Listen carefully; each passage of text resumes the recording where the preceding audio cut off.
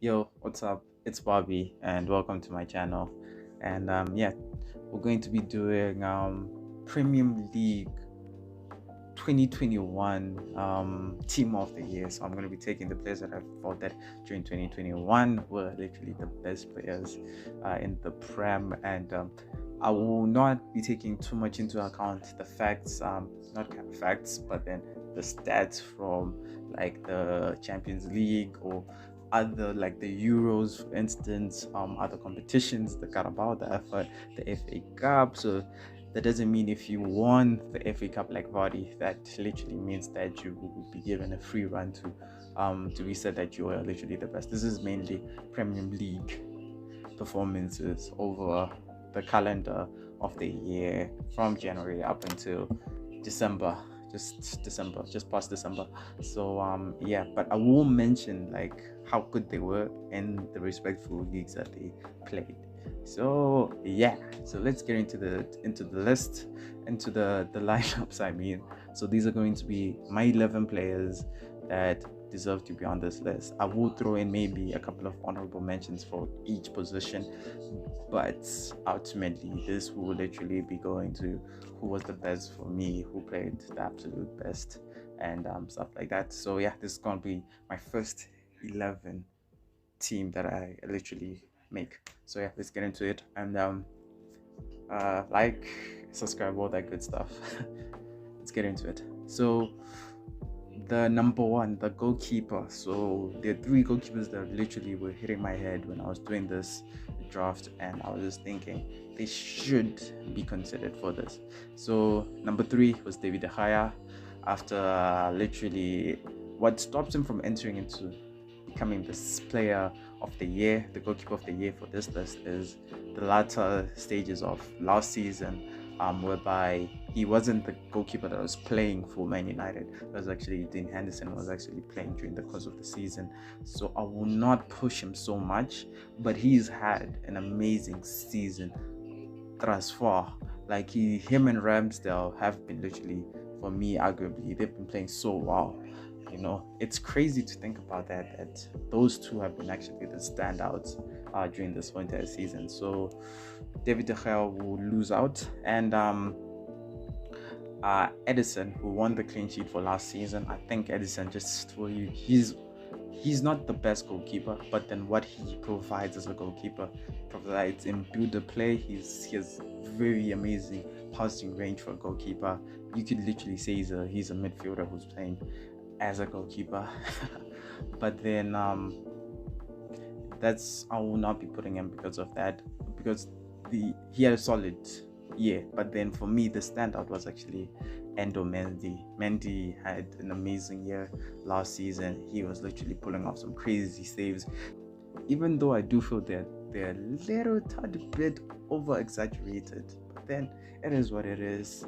I'm not complaining, man. The man knows what he does. He was literally the first goalkeeper in Champions League history to have like them back to back clean sheets. So I'm not saying that's gonna factor into this, but then he was an amazing goalkeeper the whole entire season. On even ever since he came, he literally saved Frank Lampard a couple of few days not to get the sack. And he was literally an amazing manager, and he was one of the reasons why Tuchel was able to build that rivalization around his entire team. So Endo Mendy for me will be my goalkeeper of the year in this list for 2021. Let's move on to the right back.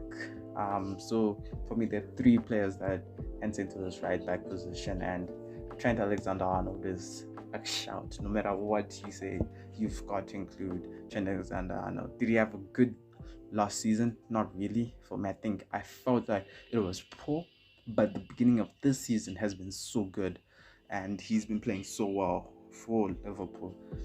But I think because I've been contemplating on this, the person that will edge him out, who was clearly like a better player when it came to being a right back this season, was Cancelo. Cancelo has just been amazing. The assists, the goals.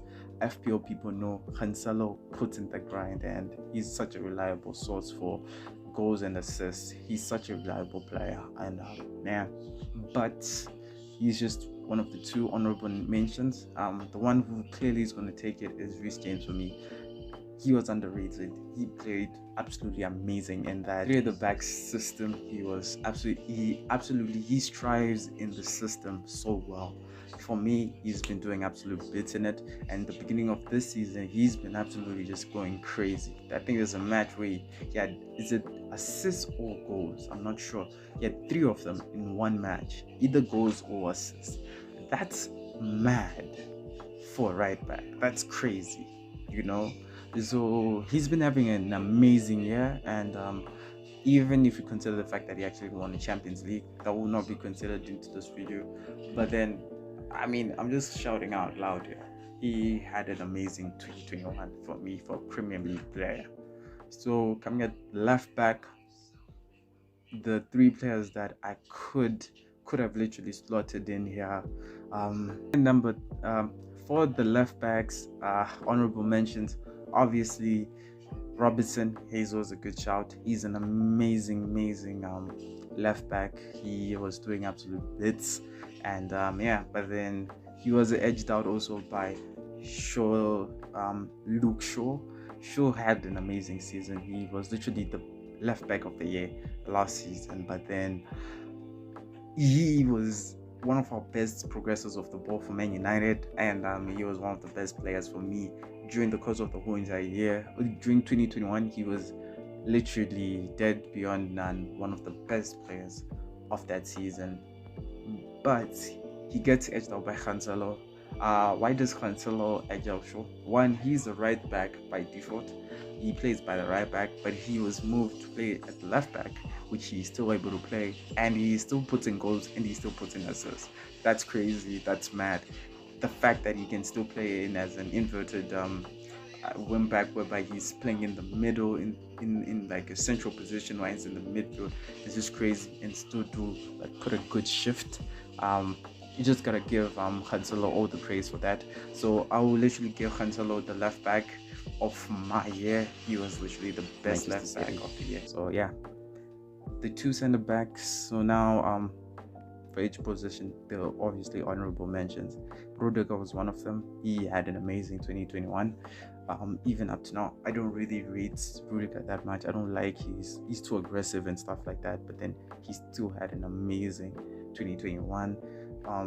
Harry Maguire had an amazing 2021. Literally, to emphasize the point, United got beaten by Liverpool, and they literally lost a Europa final because Harry Maguire was actually not in the match. So just to emphasize how good he was. Van Dijk, he was a good shout, but then because of the injury, he then came on this season, and he's Virgil van Dijk. He's just doing what he does best, cleaning up, doing the bits that he does best, just taking out things and just playing the best football that he can. He's actually one of the best defenders in the world currently, in everyone's opinion. If you don't rate Van Dijk, I don't know what's wrong with you, man. But who take it for me for the 2 best CBs of this year, from last year, 2021? It's definitely Ruben Diaz and Thiago Silva. They, for me, light and day, literally speak levels. Ruben Diaz, obviously, if I'm not mistaken, that was his first season in the Premier League, and he was the deciding factor in actually Manchester City going back to being dominant again. They were literally crying out for a centre back. Laporte wasn't doing it by him, obviously with another partner. They were not doing it. The times when they used to play Fabinho, in 1920 they used to play Fernandinho by the centre back position. So he was literally a revelation for them. And I left out John Stones. He had a good season, but obviously Thiago Silva takes it over, because I doubted Thiago Silva when he came. I was saying he's coming to the Premier League, coming from Ligue 1. Ligue 1 is a farmers league. You get me? It's not as quick, fast, high tempo, way more harder, better players like in Ligue 1. But he's absolutely taken it with experience. He's shown how good he is, and he's just proven why he's a top class player, Thiago Silva. And it's crazy that he adapted so well to the Premier League, Thiago Silva. So yeah, it's crazy. But then Ruben Diaz and Thiago Silva take my centre back options, and they've been absolutely mint. I'm not going to lie, absolutely rate them. Yeah. So the center defensive midfielders. So yeah, I'm gonna be using for my formations, or I didn't mention it out. It's gonna be a 4-2-3-1 formation. I love the formation. It's my preferred formation. So yeah, so the two defensive midfielders that I'm going to talk about, but then I have to obviously give crazy props to the other ones that were crazy good during the season. Busuma was one of them. Busuma had an amazing season. I don't know if it was his first season, but then he had a crazy good season. Even beginning of this season, when he was literally scoring goals, he was a good CDM. Also Kante, I also just mentioned Kante, but because he wasn't available so much for the season, you wouldn't find Kante playing a lot of matches last season. But mainly because of that, they were saving him mostly for the Champions League, which he would absolutely kill them. Then you also look at the likes of Ndidi. Ndidi is always a good shot because he's reliable. He's an amazing center defensive midfielder. You also look at Fabinho. He's also a good shout. But for me, last season, the ones that literally spoke levels, the two pairing that I feel like would be crazy is Rodri and Declan Rice. You've got two good progressive ball playing midfielders that are very good at playing good balls, long range, short range, that know how to open up defenses and stuff like that. Two good midfielders that just know how to play ball. They know ball. Also, the fact that Rodri finally won his Premier League after like a bad year, which was the previous people saying that he's like the next coming of Sergio Busquets, which is just a bit too far. But yeah, he was mad. But then obviously West Ham, a player from West Ham has to be included into this list, because West Ham coming 5th in the Premier League is just nuts in itself. So Declan Rice for me was the standout player, right winger and left winger. So I'm gonna start with the left winger. So left winger for me, honorable mentions, obviously Marcus Rashford. He had a crazy good season, and to consider the fact that he was playing under injury is crazy. Heung-min Son always has a good season. It's hard to, that's how consistent he is. He's always putting in every single season, putting in a good play all single time. It's a shame that McNeil plays in such a defensive team, but he shows that he's got the quality to play in a very attacking team. So I'm just going to put him here. But then the one that edges out all of them, it has to be Saka. Why am I putting Saka? I feel like at his age, the team that he's playing for, he was one of the standout players for last season.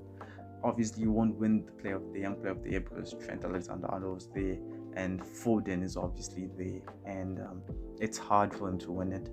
But then he had a good season. He got his call up, and up until now, he's still crushing it.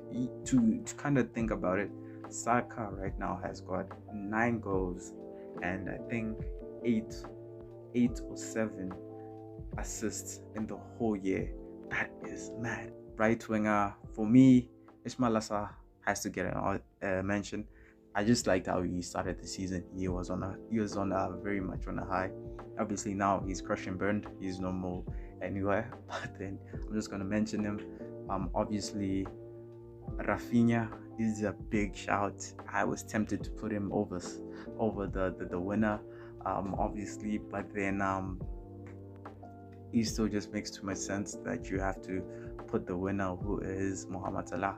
Mohamed Salah is the best player in the Premier League. You can say whatever you want, but then from the last 3-4 years, Mohamed Salah has been playing on an absolutely Cristiano Messi type of level.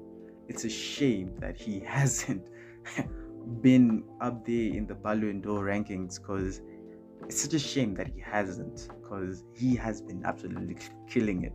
Even the season where Van Dijk was about to edge it to win it, but then obviously got beaten by Messi, he was still one of their best players on the field. That's just how good Salah is. But yeah, it is what it is. So Salah comes at number as my right winger. And my attacking midfielder, obviously there were good mentions. we'll just call out De Bruyne because he's always immensely good. He played as fourth line last season, something to also mention, including definitely to include Foden from Manchester City. He had a great year, including Mason Mount. He had an amazing year. He won the Champions League. He does bits in the Premier League. He's one of the hardworking players. You don't really see his work ethic or how good he is because he's mostly pressing and doing the hard stuff. But then when he gets a chance to play in a match whereby he can literally have 2 assists in a match, and that's how just good he is. But the winner for me has to be Bruno Fernandes or Bruno Fernandes. He's too good, man.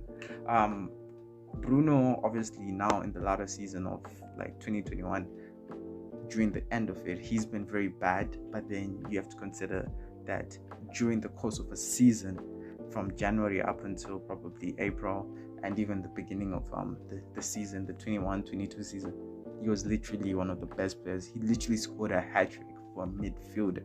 How is he being forgotten? It's crazy. He's one of the best players at Man United, obviously. So yeah, definitely we have to put Bruno Fernandes as my number 10. Coming in as the striker now. So obviously there are some good mentions over here. Obviously, you have to consider Bobby Firmino, Jota from Liverpool. You also need to consider Foden. He was playing as a false nine and he was packing a lot of goals for them. In the fact that Aguero was absent for most of the year, the fact that he was like packing most of their goals is just ludicrously crazy. He's not even a striker, but he was still scoring goals for them. But for me personally, the one who takes it is Harry Kane. He had a great January, up until the end of the season. Even his Euros, he wasn't like scoring goals for them, but the way he was playing, being able to give assists, being able to also chip in a goal in the Euros. Even for Son to have so many goals in the Premier League last season was because of Harry Kane. So that mainly makes my decision that I think he even won the Player of the Year, the goal scorer of the year, and most assists of the year, of the season. Of the season. So yeah, Harry Kane, definitely, man. Harry Kane has to be the striker for me. Yeah, you just then think about it. If Harry Kane had signed for Manchester City, how many goals would he have already scored by now? In a place where he's happy and he's able to just fully do what he wants. It would have been a crazy season. I don't want to know personally, but yeah, it would have been a mad season for Harry Kane. So yeah, so this is my top 11 for 2021 in the Premier League. Do you guys want to see maybe a Serie A one? But I have to bench a lot of couple of matches. Look at too many stats. Or a world one where I combine maybe from La Liga, French Earn, and all that. Comment down below. I would really want to know maybe if you want that type of one. But then I've been Uncle Bobby, and if you've watched it up until here, I just want to say thank you. You're killing it for me, and yeah. So yeah, thank you for all the support and stuff like that. I've been Uncle Bobby, and welcome to my channel.